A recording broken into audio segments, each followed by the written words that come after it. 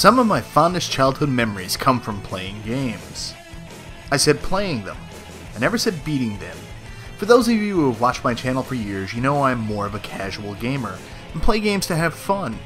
I have demonstrated this through videos on my channel that feature gameplay like Game & Watch with Michael B, where I struggle to get through most of the games I play. Some of my viewers and friends on YouTube catcall me all the time on these struggles, and how what is super difficult for me is a breeze for them. I've been this way ever since I was a kid, and even games that most of my friends can beat in a single playthrough have plagued me all my life. We all have those games that we struggle with and consider to be very hard to almost unbeatable, but yet as we got older, we learned that others could not only surpass us, but beat the game without even breaking a sweat. I'm MichaelBtheGameGenie, and today on Video Game Nostalgia, we'll be looking at easy games that I find hard. Goodbye.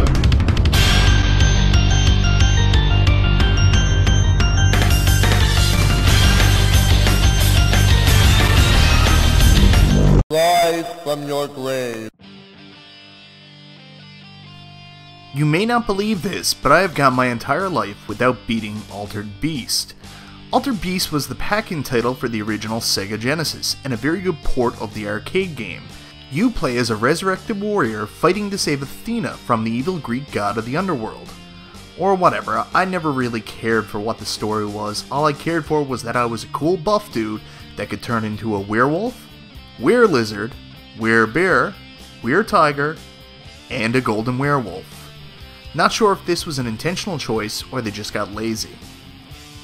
I never owned this game growing up, but it was a constant rental as I was fascinated with being able to play arcade games at home. I found the controls a little strange to get used to, and my timing to hit certain enemies was always off. Because of this, I never got to kill the 3 blue oxes before you ran across the boss, and for those of you who have played this game before, you know that you will have to be fully powered up with the 3 blue orbs and into beast mode before he will initiate contact. Well, I always thought the levels kept going on and I would lose lives. I would eventually beat the first level, but by the time I made it to the second, my lives were depleted, and there are no continues in this game. As I got older and started connecting with people over YouTube, I kept hearing how easy this game was, and I honestly couldn't believe it, so I decided I must have been doing something wrong, and I had to go back and play it, which I actually did live on YouTube, and I was surprised to find myself playing better than I ever had before. I made it all the way to the level 4 boss before he kicked my butt, again and again and again. I got so frustrated that I had to look up the continue cheat so I could at least start right back at level 4, instead of having to play the game all over again. I finally beat level 4 and started to play level 5, and this is where I found the difficulty super ramped up for me, as I was constantly unable to time my attacks right and couldn't make it to the boss. A friend of mine was watching, and he said the best part was watching me devolve from a nice young man playing a game to a raving lunatic. The boss was another matter altogether, as I just couldn't get his pattern, and even if I made it to him with all 3 lives, he destroyed me. The next day I was inundated with messages and pictures from friends who watched and who decided to share pictures of them beating the game without a problem. This one still eludes me. I got Double Dragon 2 for Christmas when I was 10 years old and actually thought I had beat the game the very first time I had played it. Of course, that is because I had it on the practice setting, which ends the game after the helicopter. Double Dragon 2 is the follow-up to the smash hit Double Dragon on the NES, and originally of arcade fame, and tells the tale of Billy and Jimmy Lee, the aforementioned Double Dragons, seeking revenge as their girlfriend was killed by the evil leader of the Black Dragons. Let's take a minute to discuss the concept of the brothers sharing a girlfriend. Weird. You hit the streets and start your mission of revenge. So that's what the title means. This game boasted new controls, as you can now attack both in front with a punch and behind you with a kick, and not to mention the super moves such as the Hurricane Spinning Kick and the Awesome Hyper Knee. I'm not sure if that's what they are actually called, but that is what I have always called them.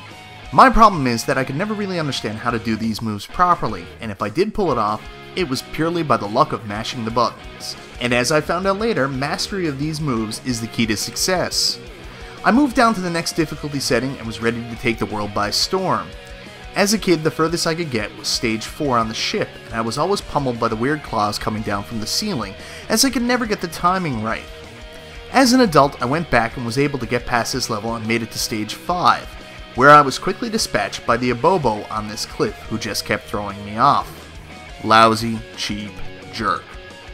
Eventually I made it all the way to level 6, and this is where the wheels fall off, as there are some pretty questionable design choices in the platforming, with disappearing blocks.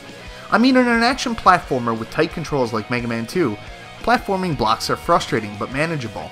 In a beat 'em up, where you have to press A and B in combo to jump, and you already move awkwardly, well, this is just cruel. I spoke about wanting to beat this game on social media and was surprised with how many people came back and said the game was a breeze. So I watched some speedruns, and it appears the game is kinda broken with the spamming of the hyper knee technique. The problem was, still, I couldn't figure out how to do it. The instruction is press A and B simultaneously from a crouching position to perform the technique. That's not entirely accurate. You have to press A and B at exactly the right moment while crouching, otherwise you are just prone to attack. The trick around this is to use a turbo controller, as it will rapidly press both buttons in sequence and almost set the hyper knee to automatic. This was great, and I could get back to level 6 without losing a life. But still, those platforms took me down, and I just can't seem to get the hang of it. Screw it, I'll beat it someday. Life is like a hurricane. Ducktales was one of the great Disney Capcom games released on the NES, if it wasn't the very best. You play as Scrooge McDuck, who travels to various locations over the world searching for treasure. The real hook which makes Ducktales stand out is that it isn't your typical action platformer, as it employs a pogo mechanic with Scrooge's cane that is not only useful for attacking enemies, but also for platforming. This is a weird one for me to include because I have gone on record to brag about how good I am at Ducktales, even claiming that if I would ever attempt a speedrun, it would be in this game. How can I include it here then? Because I have the levels memorized to get through them as fast as possible for one, and I don't really explore to find all the treasure. But it's also kind of a fluke, because what you don't see is most times I don't even make it past the Amazon stage. I spoke about the amazing pogo stick mechanic earlier, and it's a double-edged sword for me because sometimes, and I mean sometimes, my timing is all off on it, and I have a lot of unnecessary hits and deaths. The first stage is where I make the most mistakes, and it's usually at the part where I jump on the rope for launchpad and then jump off.